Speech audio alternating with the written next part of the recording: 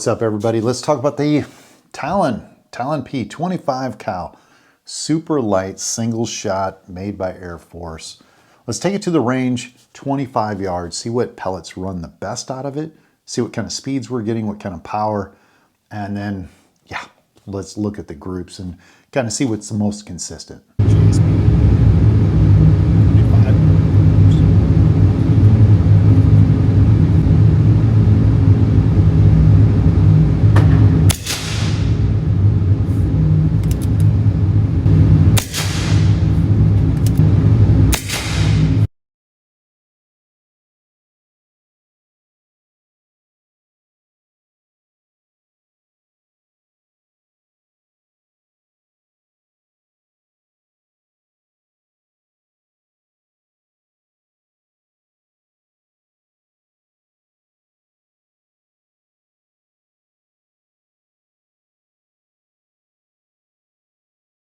Let's get in there. So much information to kind of unpack. And so first of all, this rifle, or I should say pistol, was putting out anywhere from like 38 foot-pounds all the way up to 66 foot-pounds of energy. So there's a big swing.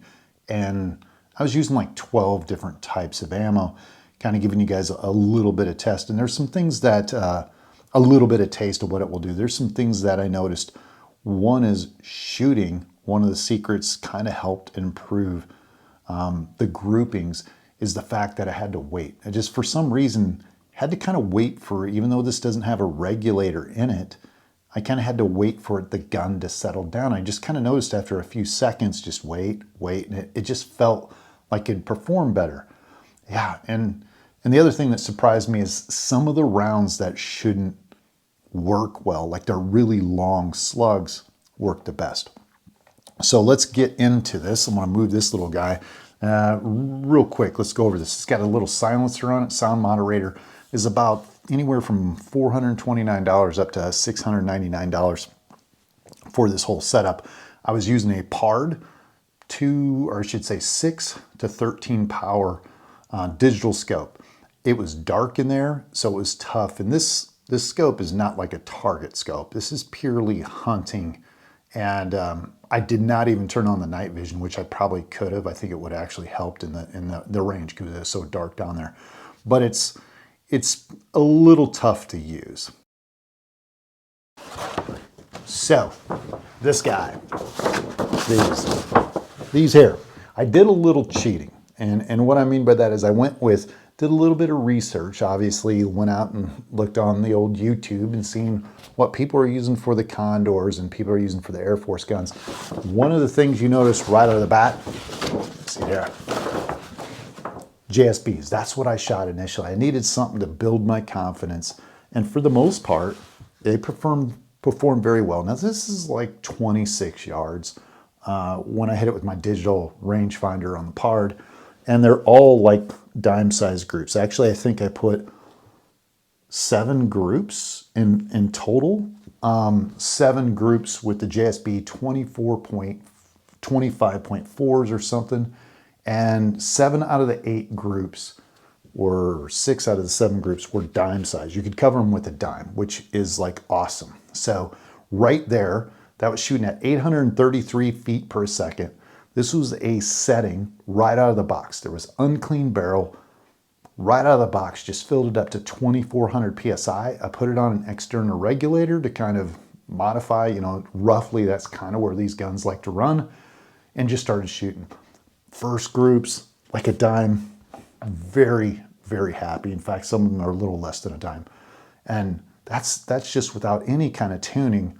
That gives me hope. And I was almost gonna quit there and just say, I'm done. Right? But, I want to kind of run some slugs, but at this setting just out of the box with this kind of groups, I'm not going to mess with it too much. Why kind of detune your gun or mess with it if it's grouping this well? But I was wanting to see if I could actually find a slug. So the first group of the slugs was the Nielsen 36.2s over here. First group is a little bit, this was a dime, threw one out. And then here's the thing, you'll notice with slugs some differences. Sometimes they'll group like a dime-sized group right out of the box, at 25 yards, and then it starts to go south. It's almost as if it starts fouling the barrel really early, or it just starts to kind of do different things. And I notice this a lot. Like the first 2 or 3 shots on a new slug, sometimes it won't be very good, and then it groups in tighter, and sometimes it does the reverse. It actually groups really well for the first 4 or 5 shots, and then all of a sudden it just blows out. So this here, good, almost a dime. They're a little bit there. And then look, it just falls apart. I started noticing this pattern up here, the 36.2s, after the 2 or 3 other groups. I'm like, nope, the groups are too big. So then I went to the JSB knockouts, 33 grains, and these right out of the guts. This was the first group. It's kind of like, maybe promising, not a dime. And then all of a sudden it starts getting bigger, and it starts getting bigger. So that was it. On the first page, really, the only thing that was to write home about was the JSBs. And I was just so happy that I could get something usable out of this gun right out of the gate. So that's like, everything else past this is pretty much icing on the cake. So, not to look at this, here we go. JSB 33 grains. I've heard these work pretty well in a lot of the Condors. And again, dime size groups, not quite as tight as the 25.4s. These were shooting like, I'm gonna say 800 feet per second. Less than obviously the 25.4s, but I would say 3 or 4 of the groups were dime size, a little bit bigger than the 25.4s, but we'll take it. So the next step, wanting to go back to slugs, is I tried the Javelin 36 grains. Now these are the things that some of the research looking online, for some reason the Condors or the LW barrels like 36 grains, like the lighter caliber slugs. So I put in some Javelin 36, it's 36 grains, and the first group is almost a dime size. I'm like, okay, we could be onto something. And then as you see, again, the pattern, as you start shooting, it starts opening up. And for some reason, I see this all the time with these slugs. First it likes it, and then it kind of just gives up.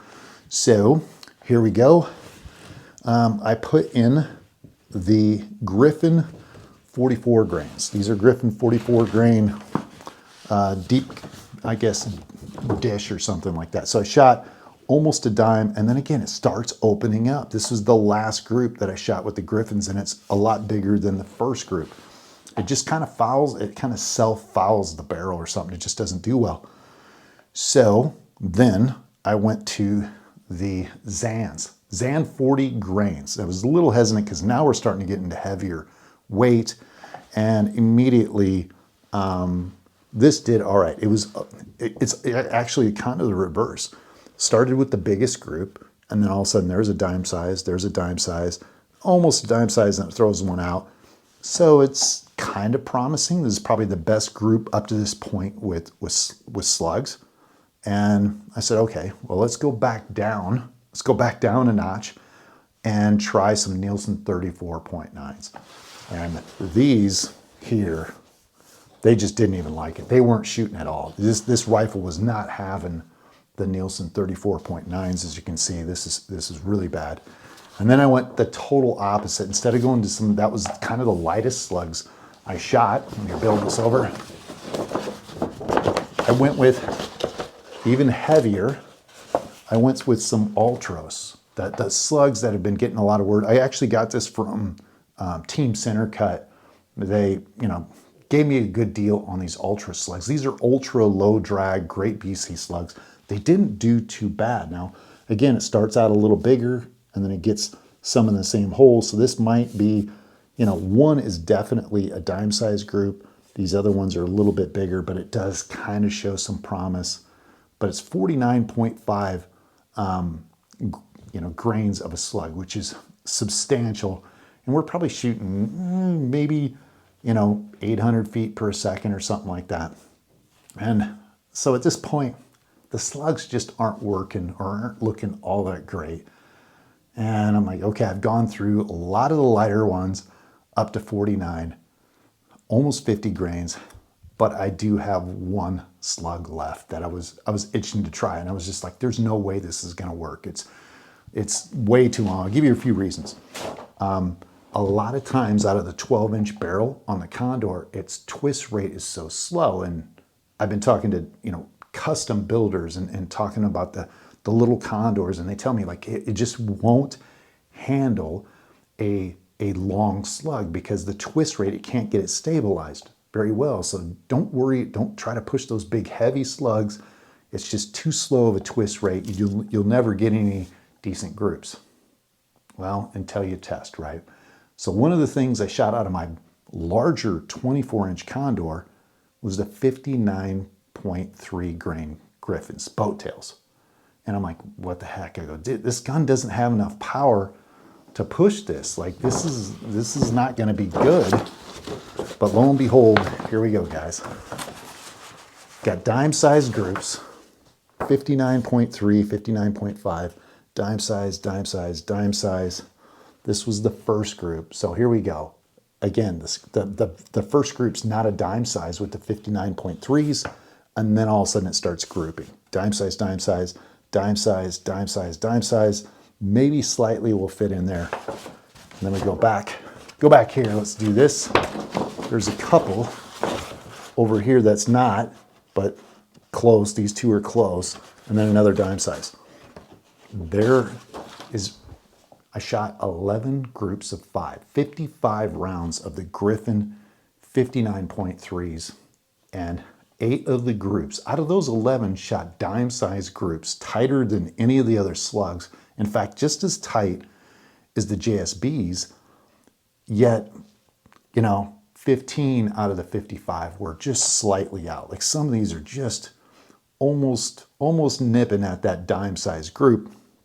And then, so I kind of made a small change and I sped it up. So originally this was shooting like 680 feet per second. These slugs were going. So foot-pounds of energy for the 59.3 grain slugs is roughly like 66 foot-pounds of energy. That's a lot from a pistol, right? But it's still kind of slow. So I turned it up and I got like maybe 720, 710, 720. The group stayed the same, maybe kind of opened up a little because I noticed this was a little bit open, and then I kind of backed it off. And then I went back to the 25.4s to see if my tune was there. My tune was kind of there. I was pushing 890 feet per second, almost 900 feet per second as I pumped it up. And these were running like 680 to 710 now. So I'll back this off. So what's this kind of say? I throw this away. You don't know until you test. Like there's no reason why those 59.3s are working so well out of like this little guy, man. This little guy right here. 66 foot-pounds of energy.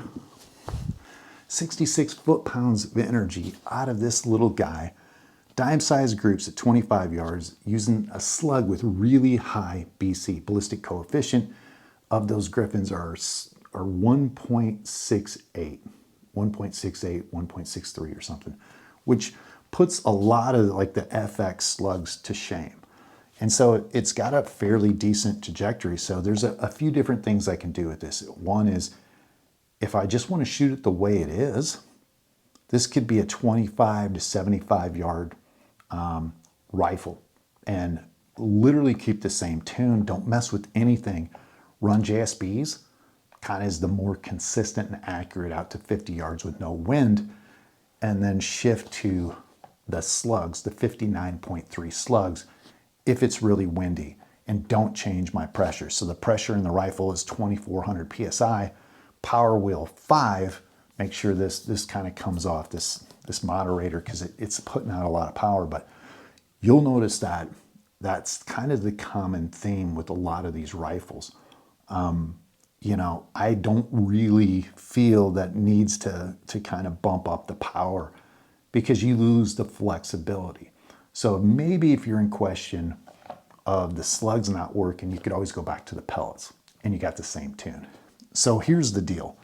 This rifle, as I mentioned, unclean barrel, factory settings, dirty barrel. I know there's going to be a lot of people say, oh, you didn't run those slugs at a faster speed or slower speed. If you know anything about if you watch this channel, you know, I don't want a rifle on its best day I want a rifle, an air rifle, on its worst day. And the reason why is because it's kind of like you see a girl with all this makeup. That's as good as, and then you get the next day and you don't have the perfect lighting, and she was in a bar and she had all this, looks perfect until it's not. And you're like, whoa. So this is kind of the worst it can get right here. You know, running dozens of different slugs through this rifle will kind of foul it up. And running pellets and then slugs, just seeing if it holds its tune, holds the accuracy, says volumes about the rifle. Like, it's flexible, it's durable, it's not one of these fair-weathered rifles where you take 50 shots with a slug and then you're like, well, did you clean the barrel again? Did you do this or did you do that? And well, no. In talking with Griffin Ammo, I asked him about these slugs. Hey, how often do you clean your barrel? And the guy literally started to go, you know something? He goes, these slugs seem to run better when the gun's dirty. Like when it's kind of fouled up, it seems to run its best. And I'm thinking, okay, I've seen that before with pellets. I've seen where pellets just get better and better the more you run it through, but I've never seen it with really slugs. But I was like, ooh, maybe this is on something. I can honestly, I feel that is the case, or at least maybe the rifle gets treated that way if it's dirty. So this is a win-win. So overall, very happy with the 25-yard groups. You know, what do you say? 59.5, 59.3, 60 to 60 foot-pounds, all the way down to 38. Dime-sized groups at 25 yards. The question I have now is whether it will group at 50. Whether you can kind of push 50 in 75, if those big slugs will stabilize. I have no doubt that the 25 grain, 24.4s or 25.4s, those pellets will work great. It's the bigger slugs. But at 700 feet per second, yeah, you're going to have to know a little bit of your dope, but they're going to smack with a lot of authority. And the thing is, definitely in the wind, when you shoot that 25 grain pellet versus the slug, if you got a 10 or 20 mile an hour wind, crosswind, it's night and day difference between the hold on how you're holding off. And I'd take the slug any day of the week over that pellet. Just my wind doping skills are horrible, so just know that. So there you guys have it. Pretty happy. It gives you a little bit of information. Starting to get used to these Texan or these Condor or Air Force rifles. They're starting to make a little bit more sense. You know, taking your time when you shot, just kind of let the gun settle for a moment. Really, in my mind, helps. Getting used to the trigger and just getting used to how to hold it. So if you guys got comments, questions, write it down below. See you next week.